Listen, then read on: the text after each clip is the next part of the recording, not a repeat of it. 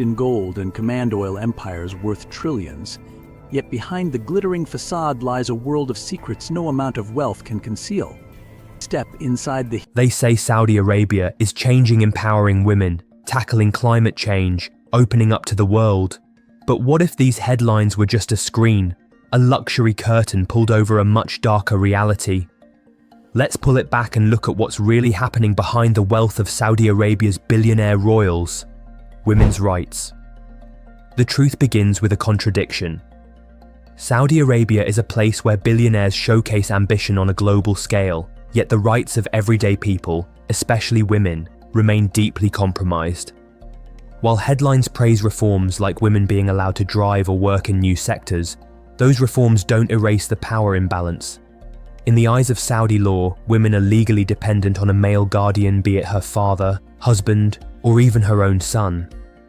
That means even if she's allowed to work or travel, she often needs a man's permission to do so. And when it comes to marriage, the law says a woman submits to her husband. Sex within marriage isn't just expected, it's legally untouchable. There is no recognition of marital rape. Combine that with statistics showing that up to 39% of Saudi women experience domestic violence in some regions, and you begin to see the reality. And yet, the government has done little to change it. Dress codes and daily control. In public, the rules get even stricter. Women are expected to follow a mandatory dress code, full body coverage, with no visible shoulders or skin. Short skirts, sleeveless tops, and even wearing too much makeup can lead to arrest. And it's not just locals, even tourists have to watch what they wear. The desert heat offers no mercy, and neither do the rules. Religious restrictions and erased freedoms. Now let's talk religion. Saudi Arabia does not allow public practice of any religion other than Islam. That means it's illegal to own a Bible, wear a cross, or speak about Christianity in public. If you're caught with religious texts or praying in a way that's not Islamic, you can be arrested. Even though tourists are technically given a little more room, that's only because they're spending money. It's not about belief, it's about business. Censorship and the price of expression.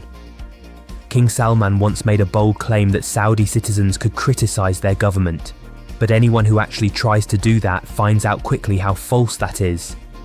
The state controls media, blocks websites, and watches what people say online. Activists, journalists, and even people posting on Twitter have been jailed or worse. Workers treated like servants. You might think that with so much oil wealth, workers in Saudi Arabia would be well paid. But that's far from the truth. The reality is darker. Most locals refer to workers as servants, and that says a lot about how they're treated. Foreign workers in particular suffer the most. Many of them come from South Asia or Africa, looking for a better life. But what they find are dangerous conditions, extremely low pay, and outright abuse. Cases of sexual assault, beatings, starvation, and wage theft have been documented by groups like Amnesty International and Human Rights Watch. Lavish wealth. While workers struggle to survive, the royal billionaires live lives of unimaginable wealth. We're talking private jets, yachts, and palaces covered in gold. Crown Prince Mohammed bin Salman made headlines in 2017 when he bought Leonardo da Vinci's painting Salvator Mundi for more than $450 million, the most expensive painting ever sold in history. That same year, he reportedly purchased a one-of-a-kind yacht for over $500 million. And while workers suffer without pay, these billionaires pour billions into French villas, designer horses, and elite football clubs.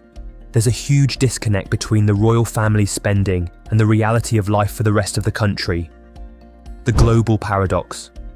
Despite all this, Saudi Arabia is still treated as a global partner. Their billionaire class is buying into tech companies, funding sports teams, and hosting international summits. The world seems willing to look the other way for oil, investments, and influence. And that's the real problem. When wealth shields wrongdoing, when power protects itself behind a gold curtain, people suffer in silence. But the world deserves to know what's happening behind the scenes. If this opened your eyes, please like this video, hit subscribe, and leave a comment below. What do you think of the billionaire royals' influence?